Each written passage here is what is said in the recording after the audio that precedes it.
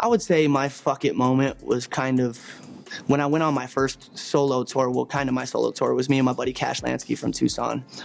We went out and we did some dates in the Bay Area. We did some dates in LA, and you know, we were getting crowds of 2 and 3 people and stuff like that, and sleeping on floors and couches of people that we didn't even know. And I was just kind of like, you know, fuck it, this is what I want to do, whether it's 2 people or whether it's 500 people. Because when I do shows in Tucson at home, we get good crowds, 100+ people, open for a lot of national touring acts and stuff like that. But actually getting on the road and trying to build those imprints and keep coming back and really adding more people to the show, that was like my first real taste of like, yo, okay, I like the challenge, and I really think that this is what I want to do. So that would probably be my real fucking moment. Like, I'm in it now. Like, this is what I'm gonna do. So, well, Bone Thugs was a big influence on me. I always liked the real choppy rap with the harmonizing in it. You know, E1999 was one of my favorite albums, Eternal, and also Tech Nine, the whole Strange Music, Independent Powerhouse, like all of that whole label, Cess Crew, Tech Nine.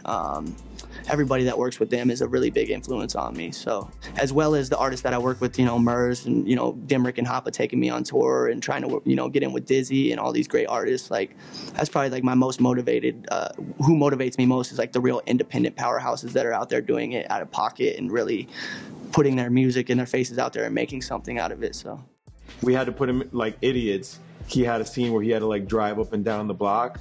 So he in a Benz. And homie he doesn't even drive. He's like, grew up in Queens, he didn't even drive like that. He was like...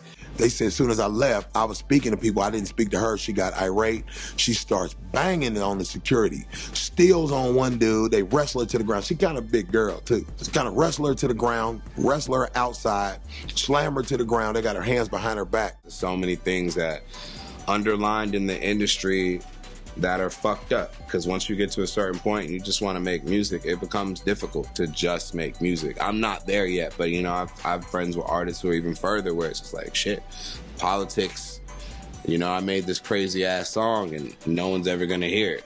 And Pep Love had liked it and said that he wanted to use it. And then the Souls of Mischief had this rule that if they wanted to use something, that they got priority, right? And I guess he happened to play it for them at the studio, and they were like, oh no, we gotta use that.